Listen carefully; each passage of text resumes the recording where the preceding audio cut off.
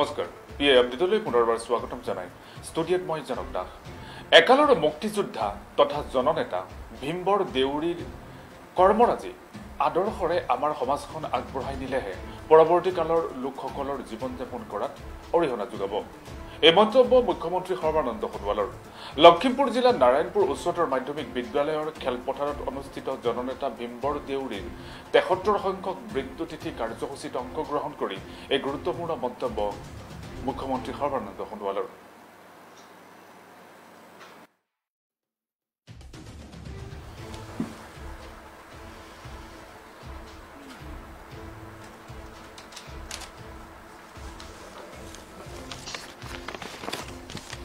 পুনৰবাৰ জনাইছো একালৰ মুক্তিযোদ্ধা তথা জননেতা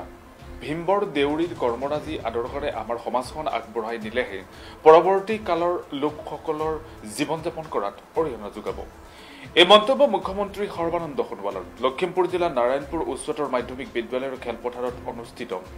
জননেতা ভীমবৰ দেউৰীৰ ৭৩ সংখ্যক মৃত্যুতিথিৰ কাৰ্যসূচীত অংশগ্ৰহণ কৰি এই গুৰুত্বপূৰ্ণ মন্তব্য আগবঢ়ায় মুখ্যমন্ত্ৰীগৰাকীয়ে আনহাতে এই গাম্ভীৰ্যপূৰ্ণ অনুষ্ঠানত উপস্থিত থাকে অসম চৰকাৰৰ মন্ত্ৰী নৱকুমাৰ দলে দেউৰী সাহিত্য পৰিষদৰ মুখ্য কাৰ্যবাহী সদস্য মাধৱ দেউৰী তেজপুৰৰ সাংসদ পল্লৱ লোচন দাস জনজাতি মৰ্চাৰ সভাপতি হৰেণ দেউৰী স্থানীয় বিধায়ক দেৱানন্দ হাজৰিকাৰ লগতে বহুকেইজন দলীয় নেতাকৰ্মী উল্লেখযোগ্য যে অসমৰ সাংস্কৃতিক সঞ্চালকালয়ৰ উদ্যোগত লখিমপুৰ জিলা প্ৰশাসন দেউৰী সাহিত্য পৰিষদ সদৌ অসম দেউৰী ছাত্ৰ সন্থাৰ সহযোগত অনুষ্ঠিত হয় ভীমবৰ দেউৰী এই মৃত্যুতিথি কাৰ্যসূচী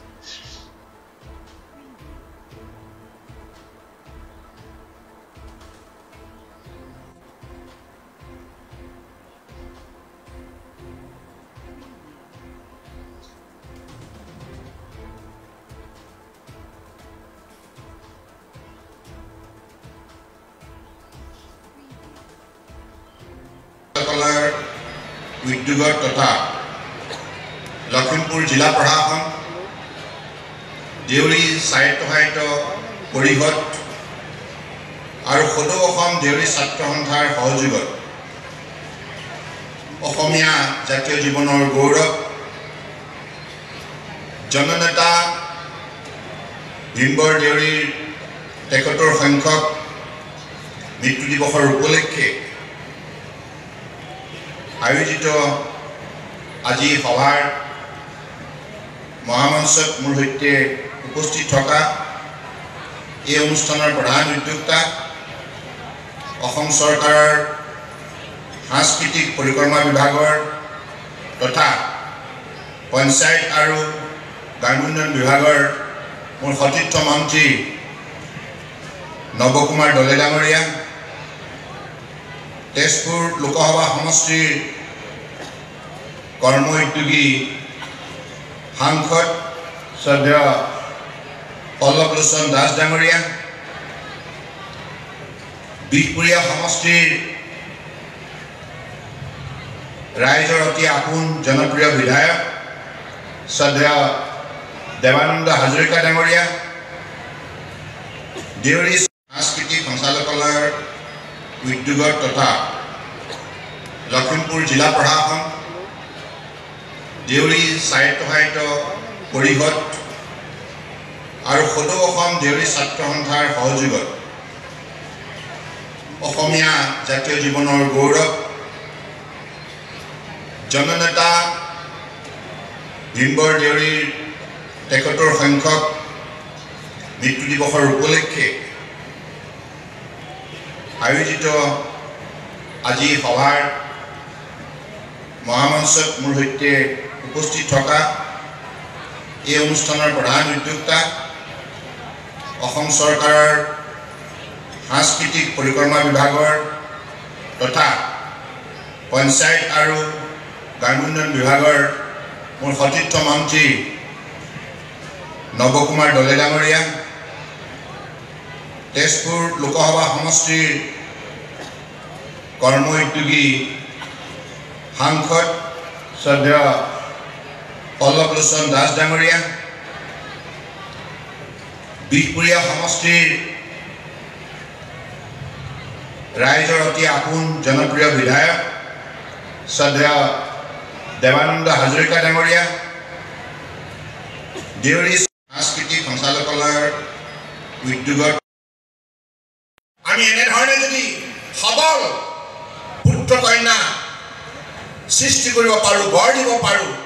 এইখন দেশ মাননীয় প্ৰধানমন্ত্ৰী নৰেন্দ্ৰ মোদী ডাঙৰীয়াই কোৱাৰ দৰে আত্মনিৰ্ভৰ ভাৰত হিচাপে নিজক প্ৰতিষ্ঠা কৰাৰ যাত্ৰাত সফলতা অৰ্জন কৰিব পাৰিব। আৰু ইয়াৰ উপৰি সেই লক্ষ্যত যাতে ভাৰতবৰ্ষ উপনীত হ'ব পাৰে, তাৰ বাবে অসমৰ সন্তানে উল্লেখযোগ্য ভূমিকা পালন কৰিব পাৰিব। গতিকে মই ভাবোঁ যে জননেতা ভীমবৰ দেউৰীৰ প্ৰতি প্ৰকৃত শ্ৰদ্ধাঞ্জলি তেতিয়াই হ'ব যেতিয়া ভৱিষ্যতৰ প্ৰজন্মক আমি একোজন তেনেধৰণৰ সৎ নিষ্ঠাৱান যোগ্য দক্ষ দৃঢ় আমি নাগৰিক হিচাপে গঢ় দিব পাৰিম। গতিকে মই আজিৰ শুভক্ষণত ইয়াত বহুত আমাৰ ছাত্ৰ ছাত্ৰীসকলৰ মাতৃ পিতৃসকল আছে, শিক্ষক শিক্ষয়িত্ৰীসকলো আছে। আপোনালোকৰ মই আহ্বান জনাইছোঁ, কাৰণ আপোনালোকে এটি কথা মনত ৰাখিব যে তাহানিৰ কালতেই তেখেতে আগবঢ়োৱা সেই উল্লেখযোগ্য বৰঙণিৰ কথা আজি আমি ৭৩ বছৰ পাছত তেখেতৰ কথাখিনি আমি মনত পেলাইছোঁ। গতিকে এটা জাতি নিজৰ ৰাজ্যত জন্মলাভ কৰা প্ৰবাদ পুৰুষসকলক যদি আমি প্ৰকৃতাৰ্থত শ্ৰদ্ধাঞ্জলি দিয়াৰ বাবে মনস্থ নকৰোঁ, ভৱিষ্যত গঢ় দিয়াটো সম্ভৱ নহ'ব। অতীতক বাদ দি বৰ্তমান নহয়, আৰু বৰ্তমানক বাদ দিও ভৱিষ্যত নহয়। গতিকে সেইবাবে ইতিহাসৰ পাতত যিসকলে কঠোৰ পৰিশ্ৰমৰ সাধনাৰ যোগেদি অসাধ্য সাধন কৰি গৈছে, সেইসকল মহান মানসিক আদৰ্শক লৈ আমি ভৱিষ্যত আমাৰ জাতিৰ ভৱিষ্যত আমি শক্তিশালী পথ বিভিন্ন ক্ষেত্ৰত গঢ় দিব লাগিব। আমি এনেধৰণে যদি সবল পুত্ৰ কন্যা সৃষ্টি কৰিব পাৰোঁ, গঢ় দিব পাৰোঁ, এইখন দেশ মাননীয় প্ৰধানমন্ত্ৰী নৰেন্দ্ৰ মোদী ডাঙৰীয়াই কোৱাৰ দৰে আত্মনিৰ্ভৰ ভাৰত হিচাপে নিজক প্ৰতিষ্ঠা কৰাৰ যাত্ৰাত সফলতা অৰ্জন কৰিব পাৰিব। আৰু ইয়াৰ উপৰি সেই লক্ষ্যত যাতে ভাৰতবৰ্ষ উপনীত হ'ব পাৰে, তাৰ বাবে অসমৰ সন্তানে উল্লেখযোগ্য ভূমিকা পালন কৰিব পাৰিব। গতিকে মই ভাবোঁ যে জননেতা ভীমবৰ দেউৰীৰ প্ৰতি প্ৰকৃত শ্ৰদ্ধাঞ্জলি তেতিয়াই হ'ব যেতিয়া ভৱিষ্যতৰ প্ৰজন্মক আমি একোজন তেনেধৰণৰ সৎ নিষ্ঠাৱান যোগ্য দক্ষ দৃঢ় আমি নাগৰিক হিচাপে গঢ় দিম। আমি কলাক্ষেত্ৰ নিৰ্মাণ কৰিম, স্মৃতি ক্ষেত্ৰ নিৰ্মাণ কৰিম। সেই ক্ষেত্ৰত শদিয়াত গঢ় লৈ উঠিব। আৰু মই দেউৰী সকলো জাতীয় সংগঠনৰ বিশেষভাৱে আহ্বান জনাইছোঁ, আপোনালোকে যে সেই গোটেই প্ৰকল্পটোৰ কাম সুচাৰুৰূপে সম্পূৰ্ণ কৰাত সকলোৱে যেন সহযোগিতা আগবঢ়ায়। আৰু এইখিনি কথাকে কৈ মই আজি সভাত উপস্থিত থকা প্ৰেমধৰ বৰা ডাঙৰীয়া, আমাৰ পিতৃতুল্য জ্যেষ্ঠ ব্যক্তি, প্ৰাক্তন মন্ত্ৰী, তেখেতকো মই ধন্যবাদ জনাইছোঁ। আৰু বিশেষকৈ আজি এই অনুষ্ঠানটো সুন্দৰৰূপে ৰাইজক আস্থাৰ বিশ্বাসত আয়োজন কৰাৰ বাবে নৱকুমাৰ দলে ডাঙৰীয়াৰ লগতে সাংস্কৃতিক পৰিক্ৰমা বিভাগৰ সকলোকে মই ধন্যবাদ জনাইছোঁ। আৰু দেউৰী অট'নমাছ কাউন্সিল, সদৌ অসম দেউৰী ছাত্ৰ সন্থা, তেখেতসকলকো মই ধন্যবাদ জনাইছোঁ। মই আশা ৰাখিছোঁ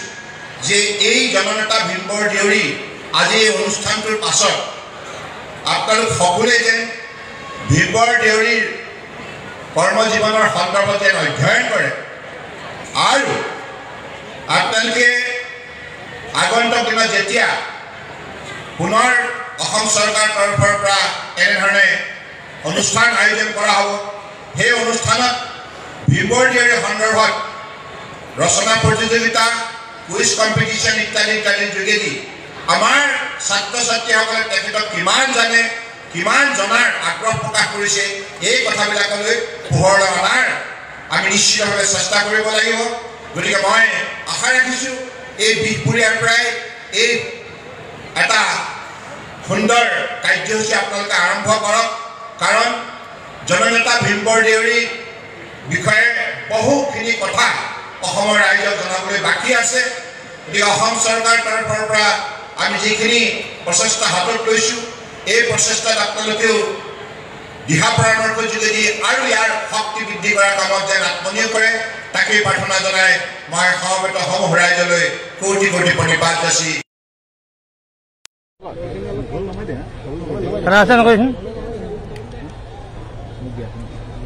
জননেতা ভীমবৰ দেউৰীৰ পবিত্ৰ স্মৃতিত আজি বিহপুৰীয়াত স্থানীয় ৰাইজৰ সহযোগত অসম চৰকাৰৰ তৰফৰ পৰা অনুষ্ঠানটো আয়োজন কৰা হ'ল আৰু আমি সকলোৱে জননেতা ভীমবৰ দেউৰীৰ আদৰ্শৰে অসমৰ ভৱিষ্যত প্ৰজন্মক গঢ় দিব লাগিব যিগৰাকী মহান নেতাই বহু কষ্ট স্বীকাৰ কৰি তেখেতে অধ্যয়নৰ যোগেদিও পাৰদৰ্শিতা দেখুৱাই দেশৰ বৃহত্তৰ স্বাৰ্থত যিখিনি তেখেতে কষ্ট স্বীকাৰ কৰিছিল যিখিনি উল্লেখযোগ্য বৰঙণি আগবঢ়াইছিল এই কথা আমি সকলোৱে মনত ৰাখি কাম কৰি যাব লাগিব আৰু মই আজিৰ তাৰিখত অসমৰ ছাত্ৰ সমাজক আহ্বান জনাওঁ আৰু সেই ছাত্ৰ ছাত্ৰীসকলৰ মাতৃ পিতৃসকলকো আৰু শিক্ষক শিক্ষয়িত্ৰীসকলকো আহ্বান জনাওঁ যাতে সকলোৱে উঠি অহা প্ৰজন্মক শিক্ষাৰ প্ৰতি অধিক যাতে ধাউতিশীল হয় ইয়াৰ প্ৰতি যাতে সকলোৱে বিশেষ পদক্ষেপ গ্ৰহণ কৰে কাৰণ উঠি অহা প্ৰজন্মক আমি ভীমবৰ দেউৰীয়ে যেনেধৰণে সেই সময়ত যিমান কষ্ট স্বীকাৰ কৰি অধ্যয়নৰ যোগেদি তেখেতে পাৰদৰ্শিতা দেখাবলৈ সক্ষম হৈছিল আজিৰ তাৰিখত অসম চৰকাৰৰ তৰফৰ পৰা আমি বিনামূলীয়া নামভৰ্তি বিনামূলীয়া পাঠ্যপুথি ইউনিফৰ্ম জলপানী আৰু হোষ্টেলৰ খৰচ পৰ্যন্ত আৰু ইয়াৰ উপৰি যিসকল ছাত্ৰ ছাত্ৰীয়ে বেংকৰ ঋণ লৈ পেলাই বিভিন্ন কাৰিকৰী স্নাতক ডিগ্ৰীৰ বাবে অধ্যয়ন কৰিছে তেখেতসকলকো সেই ঋণ পৰিশোধ কৰাৰ বাবে যেনেধৰণে আমি ৰাজ সাহায্য আৰম্ভ দিছোঁ গতিকে এই সকলোবিলাক সুবিধা পোৱাৰ মুহূৰ্তত মই ভাবোঁ যে এতিয়া ছাত্ৰ ছাত্ৰীসকলে কেৱল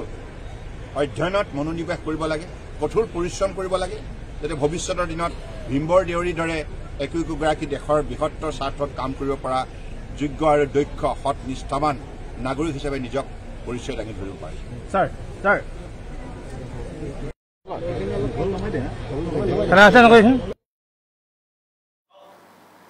উল্লেখযোগ্য যে জননেতা ভীমবৰ দেউৰীৰ ৭৩ সংখ্যক এই মৃত্যু দিৱসৰ কাৰ্যসূচীত মুখ্যমন্ত্ৰী সাংসদ বিধায়ক মন্ত্ৰীৰ উপৰিও অঞ্চলটোৰে বহুকেইজন গণ্যমান্য ব্যক্তি উপস্থিত থাকে